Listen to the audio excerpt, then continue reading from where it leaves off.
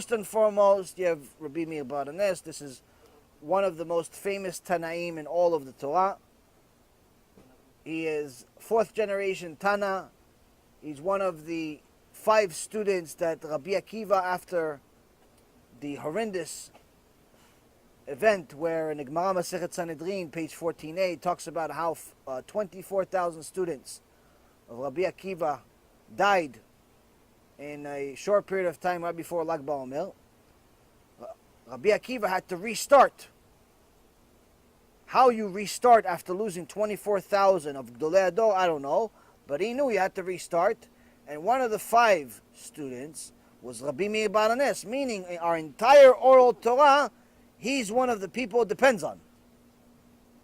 We don't have the Torah of the 24,000 students. We have the Torah of the 5 students and Rabbi Akiva. Much less. So, Rabbi Meir bar HaNess is one of those giants. And he's called Rabbi Meir bar HaNess, Rabbi Meir, the owner of miracles. Why? Because miracles were very common to him. One of the stories he says, I believe in Gemara Masechet Brachot, says that his wife, Bulia, she had a sister who got kidnapped. Got kidnapped by the Romans, or taken, whatever, by the Romans. And they took her to the prostitution house, made her into a prostitute. And she says to Rabbi Meir, you have to do something. You have to go do something. Go save my sister. So Rabbi Meir went. He prayed to Hashem. He said, Hashem, if no one has touched her, she's still clean, make me a miracle that I'll be able to free her. If not, let it stand as your judgment, as what it is. Because in reality, she really was a tzaddik. The sister was a tzaddik, was a tzaddikah. She made one sin. She made one sin that Hashem sent her to get judged for. What was the sin? This is in Gemara Masechet Sotah. What was the sin? Anybody know what the sin was? Her father was a big tzaddik, Rabbi Chanina. Big tzaddik. Her mother was tzaddikah. Her sister, Bruria, Rabbi Meir bar HaNess' wife, tzaddikah, mentioned all over the Gemara, having debates. She knew Torah. She knew more than many of the sages even. Had an unfortunate end, but nonetheless, she was a big chachama, and her sister also was a tzaddikah. So why did she get such a big punishment? Hashem sends tzaddikah to a prostitution house. Become a prostitute. Hashem Yerachem. What kind of punishment is that? Why? Because one day, she was walking around, and a couple of goyim, a couple of Romans, saw her, and they complimented the way she was walking. Not her fault. They complimented the way she was walking. So because they complimented the way she was walking, she took she took the compliment. She felt good about it. So she decided to walk a little nicer to get more attention. Hashem says, oh, you want attention of the goyim, of the modesty? No problem. I'll send you to a place. That's all you're going to get. Hashem Yerachem. For what? For walking, not for sleeping with one of them, chas v'shalom. Not for being with one of them. Not for wearing a mini skirt. Not for wearing no clothes. Not for that. For walking. For walking, Hashem Yerachem, for walking and trying to get attention. People say, oh, listen, you're too stringent. You talk about women's modesty too much. I'm like, what? You know what the Torah says about modesty? A tzadikah, her father was able to revive the dead. Her father was able to take a dead, make him alive. Someone dead, make him alive. Someone alive, make him dead. Her father was like that. Her sister, her mother, everybody was tzaddik. She was tzaddikah too.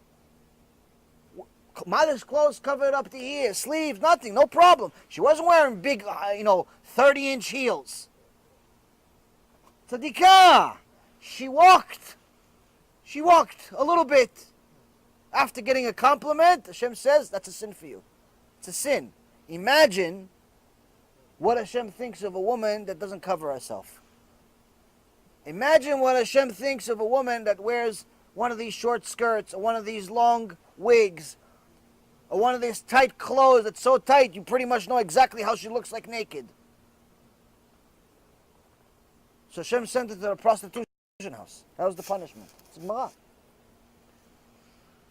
So Rabbi Meir goes, giant guard over there. He says, listen, Rabbi Meir pretends to be a customer. I'm looking.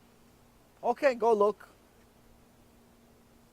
Immediately he sees who she is, and she doesn't know it's him.